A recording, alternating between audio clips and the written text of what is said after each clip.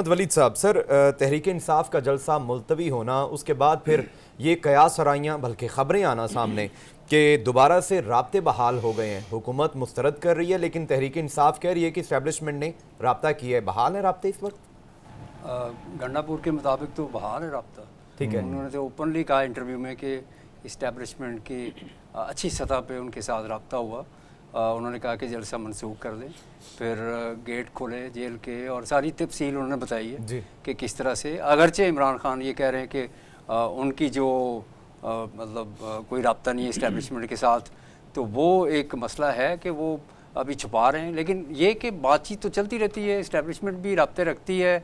जो बानी PTI हैं उनके साथ चाहे वो शुरू से ये क्या सराइयाँ थी कि गंडापुर जो है चीफ मिनिस्टर बने हैं, तो उसका मकसद ये कि ये राब्ताकारी करेंगे और ये मौसर शख्स हैं जो कोई अगर कोई कल को कोई हल निकलता है, कोई सूरत हाल बेहतर होती है, तो इनको बिल्कुल ज़रिया बनाया जा सकता है। और वो ज़रिया बन भी रहे हैं, और उन्होंने ओपनली एडमिट भी कर लिया है कि बिल्कुल हमारा रब्ता हुआ था और इस पर हमने ये जो जलसा मनसूख किया है और उनके कहने पे किया है।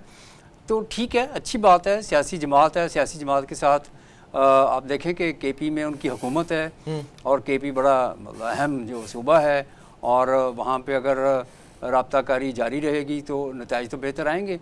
और ऑब्वियसली मतलब पाकिस्तान में जो इस वक्त सियासी अदम इस्तेहकाम है और जो कि मुआशी अदम इस्तेहकाम का बायस बन रहा है, तो बेहतर यही है सब के लिए कि सब जमातों के लिए कि इस वक्त यकजहती का इज़हार करें एक दूसरे के साथ, और पाकिस्तान को जो मसाइल हैं मुआशी और दहशतगर्दी के, उनके साथ मिलकर निपटें।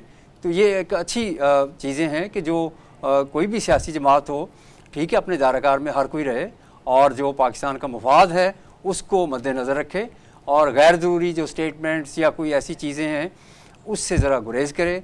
अब आप देखें कि तमाम जमातें, जैसे मौलाना फजलुर रहमान जो हैं वो सबसे मिल रहे हैं, जरदारी साहब से मिले हैं, फिर अब चौधरी शुजात से मिले हैं, तो ये टास्क उनको भी कुछ मिली होगी कि आप भी बातचीत करें।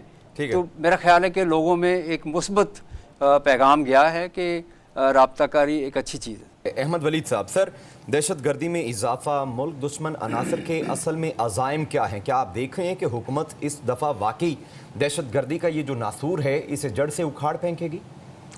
देखिए, पाकिस्तान की जो हुकूमत है एक अरसे से हम देख रहे हैं कि बलूचिस्तान और जो मगरबी सरहदें हैं उसके ऊपर ये लॉलेसनेस और ये दहशत गर्दी के जो मतलब चीज़ें चल रही हैं, उसको निमटने के लिए बहुत सारी स्ट्रेटजीज़ बनी। एक ऑपरेशन भी हुआ, सवात ऑपरेशन हुआ, जिसके बाद थोड़ा सुकून हुआ पाकिस्तान में। उससे पहले सारी जो इस तरह की तंजीमें थी वो खुल के काम कर रही थी पाकिस्तान में। आपने देखा कि पूरे पाकिस्तान भर में हर शहर में, बड़े शहर में उन्होंने जहाँ चाहा वहाँ अटैक किया।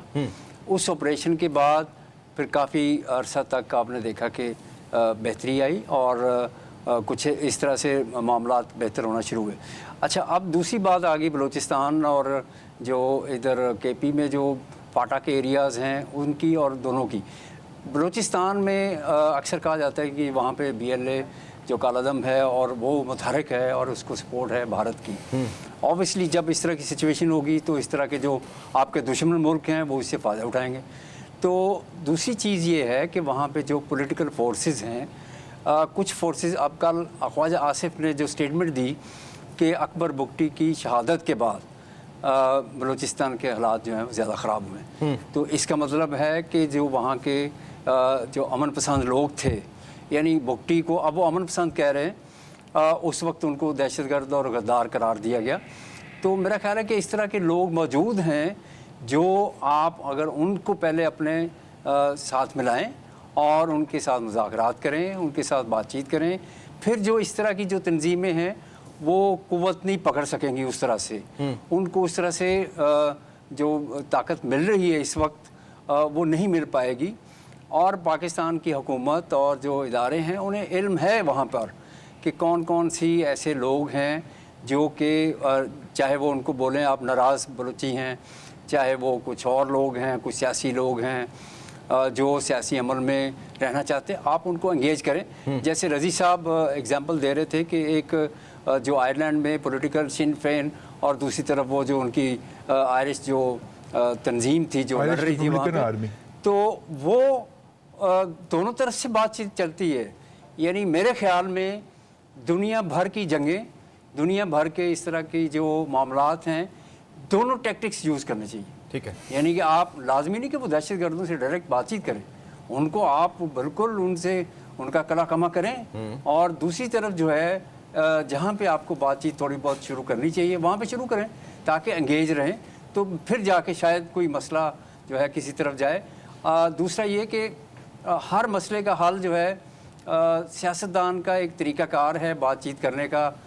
कुछ इदारों में बातचीत आप उस तरह से नहीं कर पाते। ठीक है। यानी कि वो सियासतदानों का काम होता है इलाके में मसाइल हल करना, इस तरह के झगड़े निपटाना, कोई लड़ाइयाँ ख़त्म कराना, जो दुश्मनियाँ चल रही होती हैं उनको ख़त्म कराना। तो उनको तरीक़ेकार आते हैं। सियासतदान जो है वो हर एक की बात सुनता है, फिर कोई ना कोई एक स्टेप आगे जाके उसको फिर आगे लेके जाता है। तो मेरा ख्याल है कि ये हमें इस तरफ भी जाना चाहिए।